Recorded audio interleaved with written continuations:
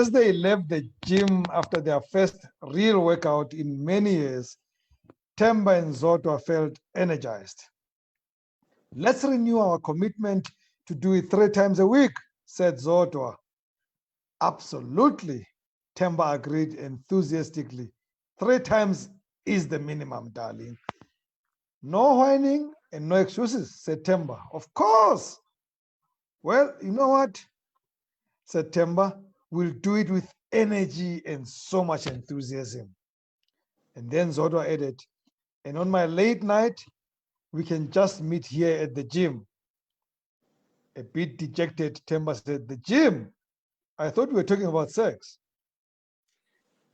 Good evening and welcome to Wisdom Wednesday on Talk with Rams Live. We are live on Facebook and Instagram, and you can also find us on YouTube. On all the platforms, we are Talk with Rams.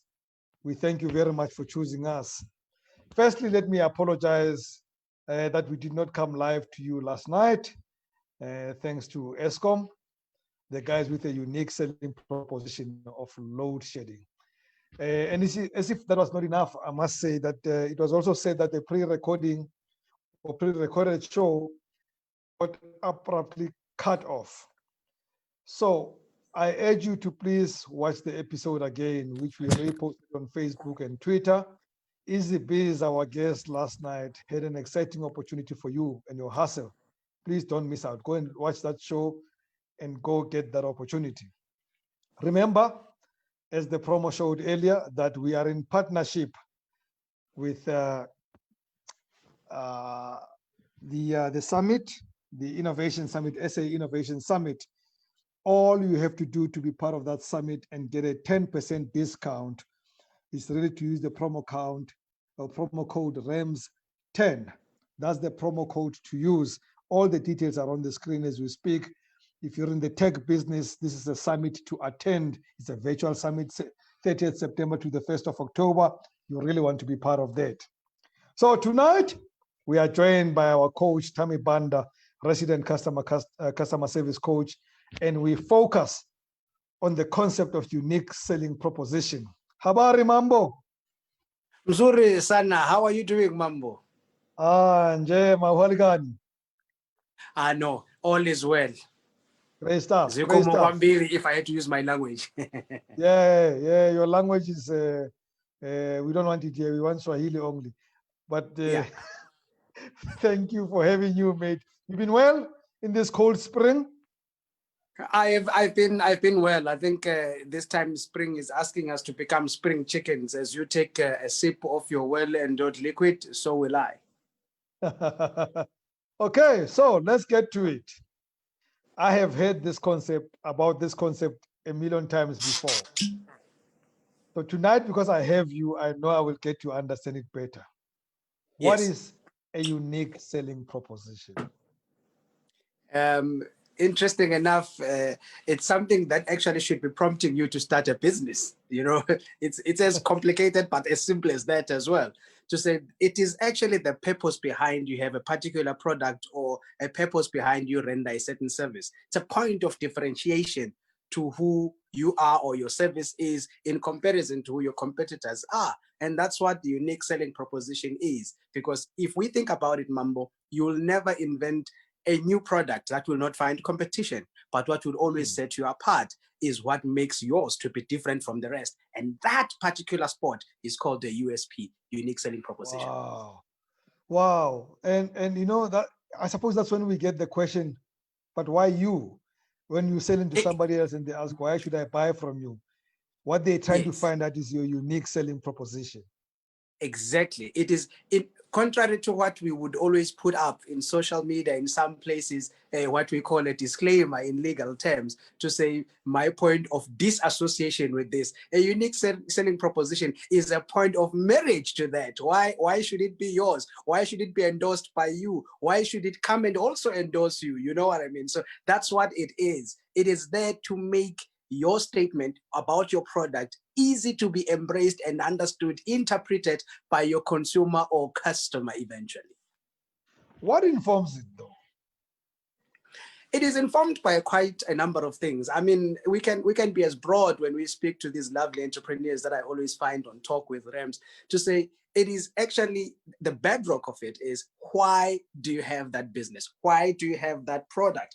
And we always have interesting things when we want to start a business. In most cases, people want to start a business to make money. Those ones, I don't call them entrepreneurs, I call them self-employed people. But what informs it is a thorough understanding of SWOT analysis.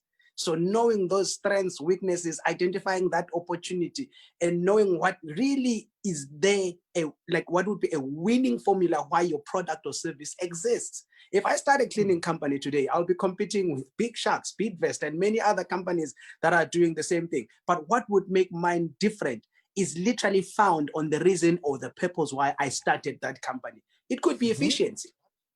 We are the most efficient ones. It could be we are environmentally friendly because we don't use harsh chemicals. It could be anything. It could be that we could kill corona germs with the kind of chemicals that we've got. So those are USPs, the ammunition that makes you to say, I want to start a business.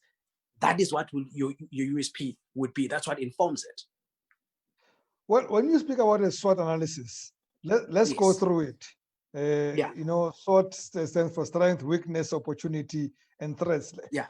Typically, when I talk about my strength, what would I be talking about? What kind of things am I talking about? The first thing is to answer the simple thing when you look at the strength. Why do you have this product? You know, it's important not to invent or to establish or to offer a service without answering the question, why do you have it? It says good. You know, I always say customer service is a way of life. You've heard me saying this a number of times. It's important for you to ask yourself, why am I about to do this? And that forms part of the bedrock of that focus, which we call the unique selling proposition, or information of what we call the unique selling proposition. So when you have a service that you are offering, or you have a product that you are selling, ask yourself the primary reason, why am I selling this? And I will be honest with you, if the answer is money, your USP is already poor. If your answer is money, your business is about to fall before it takes off. That why should even unpack the reason behind the customer needs it. So it's the why, from why I believe in it, why I should do it, and what solution will it provide. And also that why should also unpack why should the customer even feel the need to associate with this.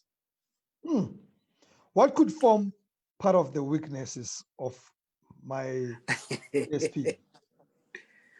There are a number of factors, and one of the most primary one is price. You know, we always say that sometimes price becomes a good judgment of what the product or the service is. You know, some people believe that the more pricey or expensive the commodity or the service is, the better the quality I will get. So sometimes also could be, yes, the quality is great, but unfortunately, it is priced out of the market. And this is what I want to emphasize. I'm not saying go and invent a service, go start a product that you're going to sell cheap, or that you're going to sell, if you want to be decent, affordably, but you cannot make profit.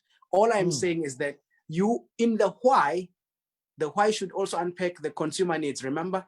And it will also affirm if the product or the service you are offering has the right niche where it is being sold. So when you price, which could be a weakness if you are not on the right niche or in the right space, or you're not in the place where people will acquire that service, that price becomes a weakness. But in most cases, it shouldn't be. So if your strength is powerful, yes, price could support the strength. If your strength is poor, price becomes a weakness. So let me be honest with you, Mambo. Yes, you are so right.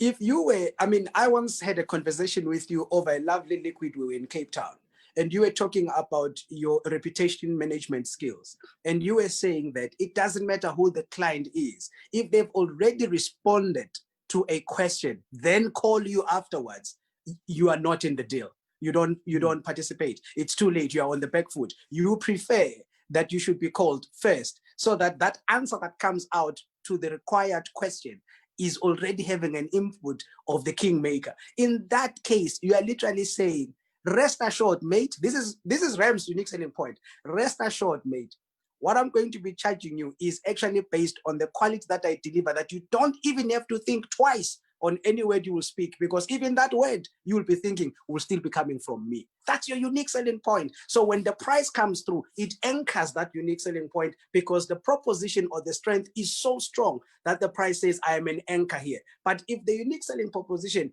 is not so powerful, or it's not positioned in the right market, the price tends to become a weakness. Wow.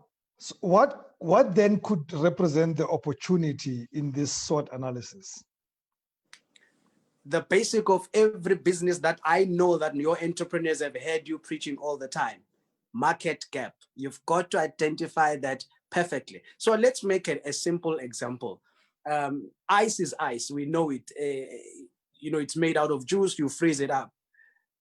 It doesn't matter how great the quality of the juice, how great is the fridge you're using and the turnaround time. But if you're going to sell it in spring that is this cold, you haven't identified the gap, because not all forces are favorable to you. You might have planned to launch your business of selling ice in spring, but you gotta delay it made for this period because it's not working for you. So even then the price is right and the strength of the business idea is correct, check the climate, identify the gap and say, this is the place here. And again, I'll make another example that I've always picked from you. We are very fortunate to be interviewed by you, who happens also to impact so much knowledge unto us. You've always said, in your days as a defender, you were never concerned about the person who comes through to score a goal against you. You are concerned about the gap they have to identify the post. So that's exactly what we are looking for in business. Identify that gap where you can maneuver and say, I now know this is a need, this is a requirement, and it's required in this place, and this product will only be supplied here. Beyond these borders, no, because it's only specific for this place, and that's it. Wow.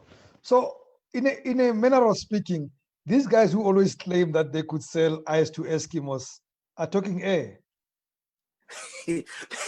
And air without even time in terms of selling radio advertising. They are literally selling air. Because to be honest with you, Mambo, in identification of a gap, and today I might sound like I'm singing a lot of your praises, but I'm trying to motivate the guys who are in the Talk with Rams platform to understand the level of nuggets that you share.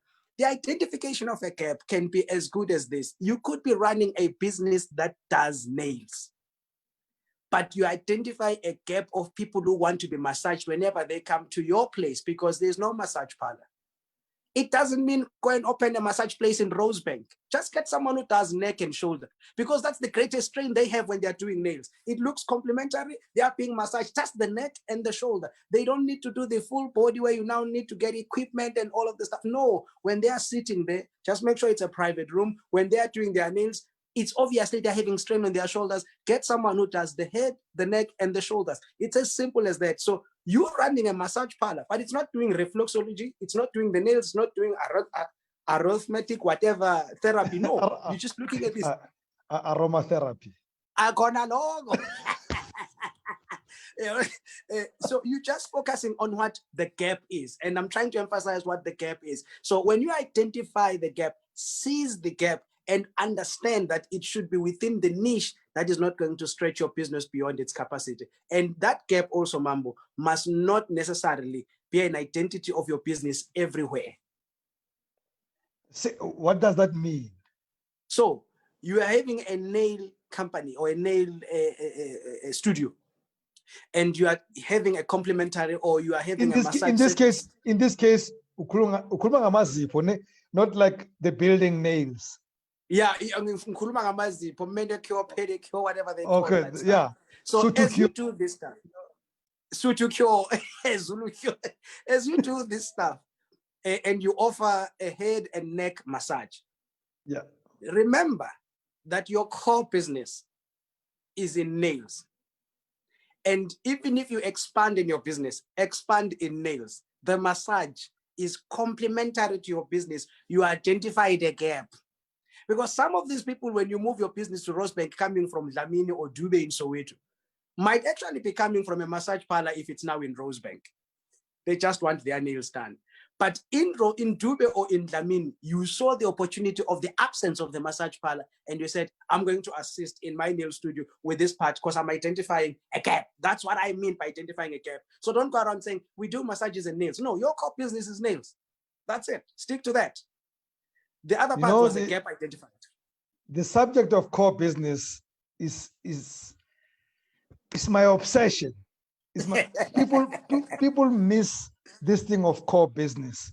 Yes. I mean, I overheard a conversation the other day of a business in training. Yes. And they were unhappy that they were now doing training online because they can't have people in a room. And I said, but your core business is training. Why do you worry about real estate? That's not your business. Your business is training. But let us not digress. I just, I always feel that we're missing out on what our core business is. And we get flustered by stupid things because we're thinking, oh, but we used to do this in church. But you're preaching. Why should it happen in a building? Anyway, I said, let's not digress. Let me go back to another issue. Threats. Yes, what could be threats in my USP? A threat in your USP can be broad. I mean, it depends actually on the service or the product that you're offering. If you are offering a product that has got a time frame of consumption, for instance, let's say you're selling milk, the greatest threat there is shelf time. So the price might be correct, the opportunity, the gap, and everything else might be perfect. But unfortunately, you are running against time because your product has got shelf life. And it's important, therefore, to understand the threat that comes through with your business. In some instances, it's not shelf life as in it's going to expire. It's shelf life against the new series coming through. So let me make an example. You are in a clothing business, you are selling suits, but the seasons do change. The material has to be different. The colors have to be different. We want to compete with the global people out there in meetings and the way we look, and we need to be fresh. By the way, I wore this jacket in honor of the Dube Bates, just to say, because it's maroon. I respect them. I welcome the new dad, the proper dad. Let's pass that.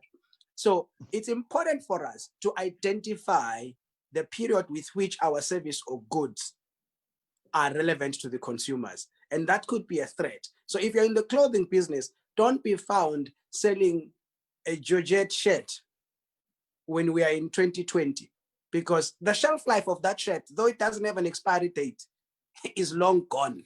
We are now dressing on different stuff. So that's what can be a threat into your business. Look at what is your shelf life. And by the way, even a service where there is no tangible product does have a shelf life. One of the things that I've seen companies doing these days who are focusing on cleaning, they are also coming through, I don't know what they call this thing, but to me, it looks like fumigating, where they are preparing, sanitizing a building, so to say, making sure that we can walk into a building that doesn't have any infectious issues such as COVID-19 or coronavirus.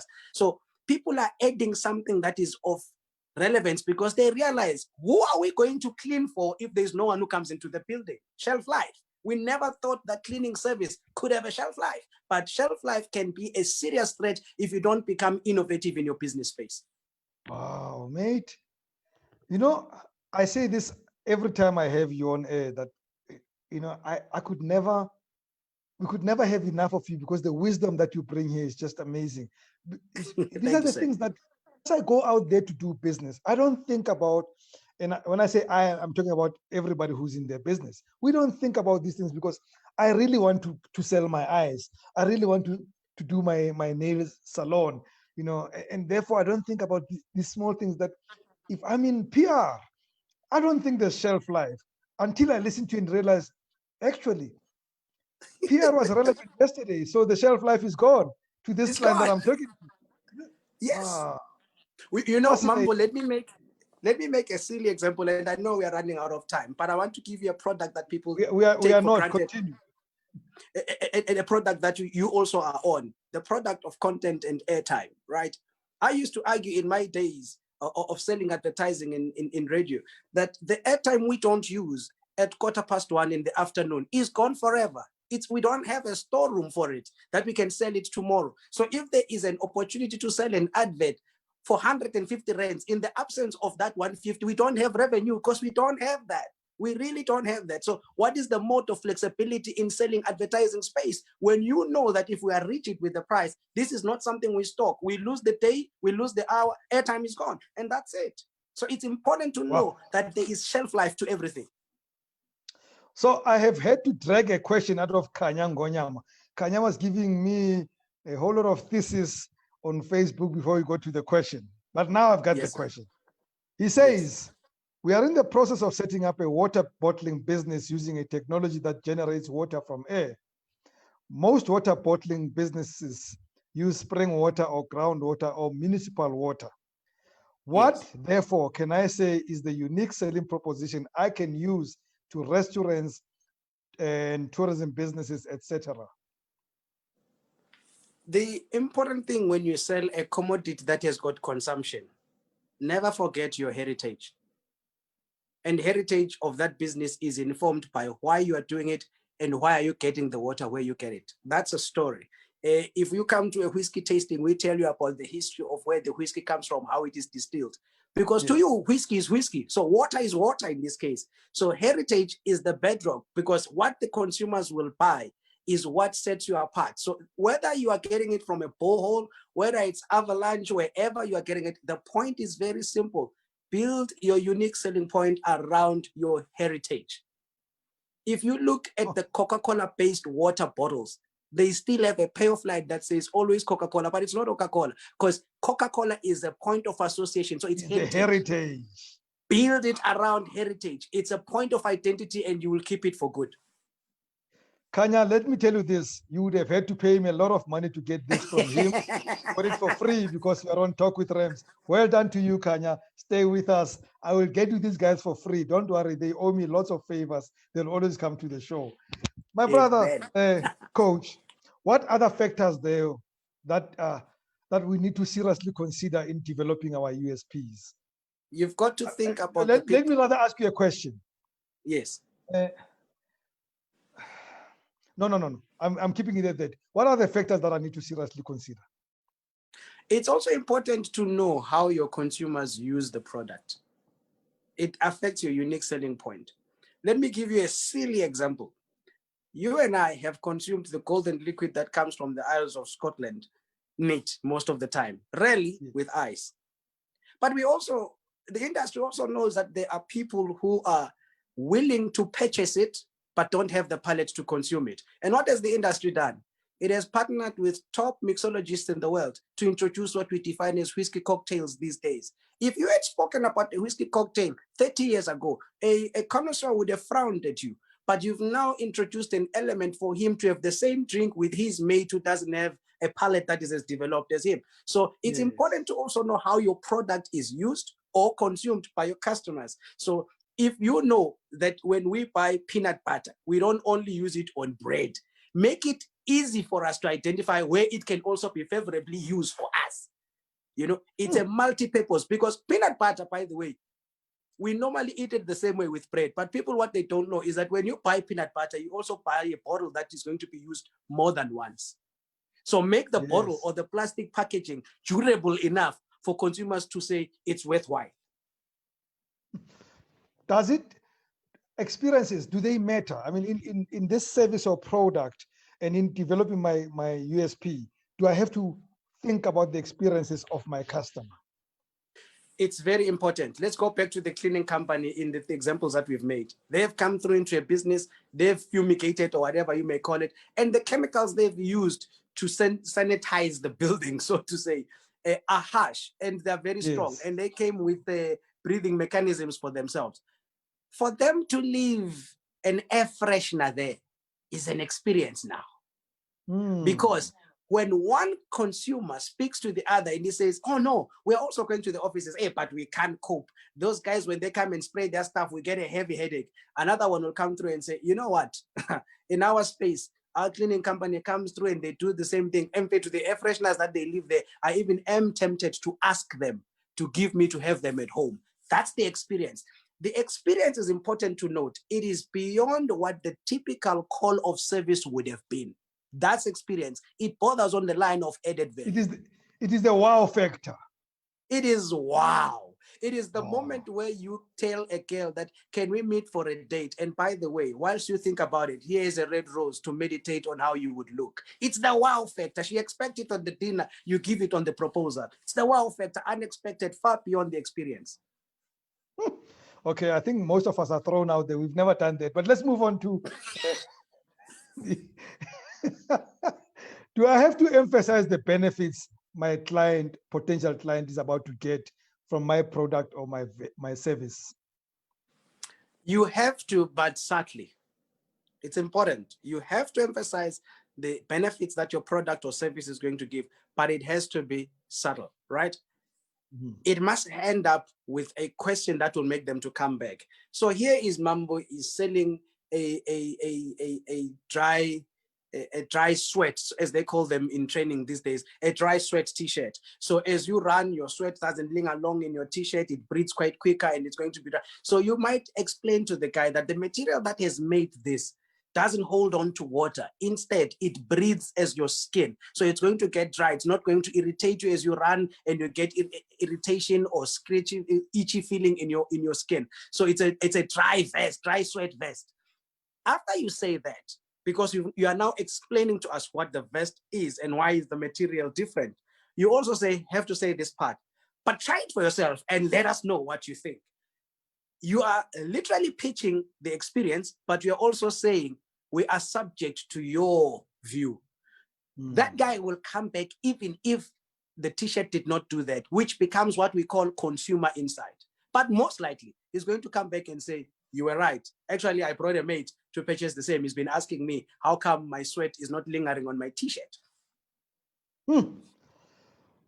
So in another business that I get into, and and people come to me, they're looking for the service, and then they want to know why they should use me.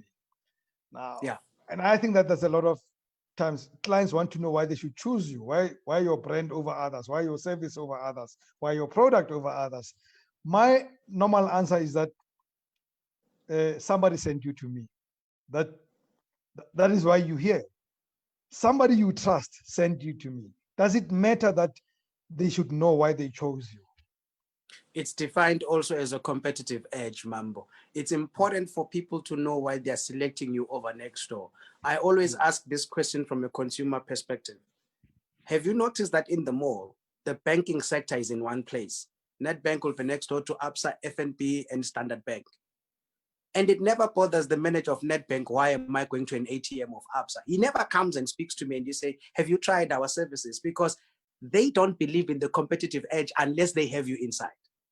Yes. Now, in your example, in this case, the person would have had the experience of the other side that requires your service, and you got them to your side, and they now say, if you have the same problem, trust me, I've got a guy in my corner, and this is what he does. It's that competitive edge that sets you apart. So even if a guy who is wearing a uniform from Nedbank had to walk to me at an ATM of Absa, and they say to me, even to an ATM of Nedbank for that matter, and I take out an Absa card, you should be able to say to me, mate, what you're doing is waste. We are going to charge you 35 rands when you couldn't be paying a cent if you were part of Nedbank. By the way, our check account these days are at this rate because we believe in being much more efficient in the banking sector. They don't think like that, Mambo, because everybody wants to interact with the consumer when he's inside. Your competitive edge speaks to your consumer before even they speak to you. By the time they come to you, they already know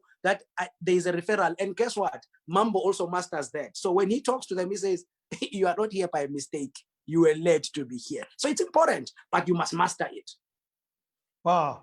So finally, yes, sir. One last factor that could affect USD development. Yeah. Convenience, affirmation. Let's talk about that quickly in 1 minute. You know, every person wants to buy a product at their convenience. Convenience could be distance, Mambo. Convenience could be pricing. Convenience, hell yeah, could be the way the business converses to me. I feel part of the family. There are places where I go. There's a particular filling station, a Caltex filling station. I'm not ashamed to name them in Glenanda here. Before I park my car, they would have waved, and they have a nickname for me. They call me Ngwenya. I feel part of those guys because there is a room in my heart that says, even if I don't have my wallet, I would still get my full tank, and these guys will trust me enough to go home, get my card, and come back and pay. So convenience is not only by distance, but it is also by how we treat these consumers, because customers always want to believe they are getting their money's worth. And customer service is a way of life. If you have those two thoughts, convenience will always be provided or given unto you. Folks, you would have paid a lot of money for this. You got it for free. But I insist, in this 30 minutes of powerful content is never enough. You still need to go to the coach to build your business. So please go find the coach. Where do they find you for more detail on what you do and how you can help them to build their USP and their businesses? They can find me on info@thamibanda.com, or they can literally follow me on Facebook. I've got the customer service page that is dedicated to these issues, and it's Banda Thamsanqa, and that's it. Or else, follow Talk with Rams and inquire from Rams. I'm not going to spoil it any further. All I'll say is, Mambo, asante sana. Thank you, sir. Have a great evening further. Thank you, sir. And tomorrow is round 2. I am of the the project Rumble in the manager Jungle. with the SA Innovation Kandani Summit, Stevie and I run and with Kunati the Kwaza program. are back. And tomorrow we're talking about, do we need a state-owned bank? If we do, why? If we don't, why not? We want your views. You know, it's a 1-hour show. We want to talk about it. This economy is not doing what we all envisaged. Could it be solved by a state-owned bank? And that concludes tonight's show. Tomorrow is going to be lit with or without Telkom. Ah, the other guy, sorry, Eskom. Sorry, Telkom, we need you. So from me, Rams Mabote, good night and God bless.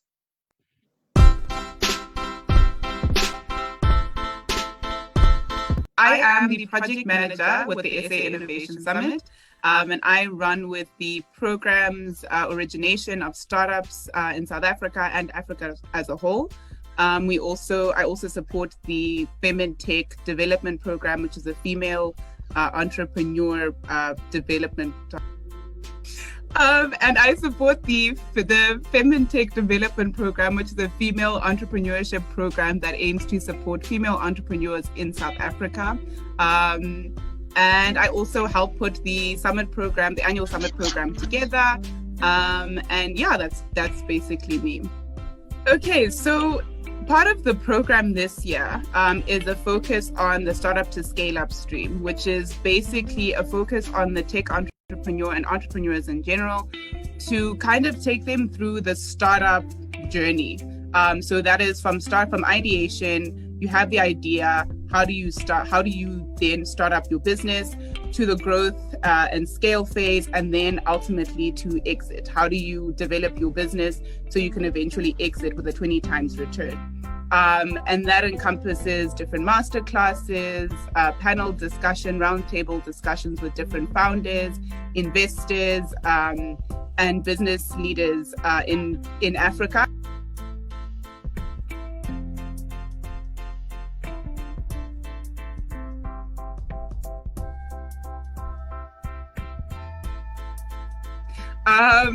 So we've got there's some innovations in health tech, agri-tech, some fintech, some social entrepreneurship, financial inclusion, financial growth, that sort of thing.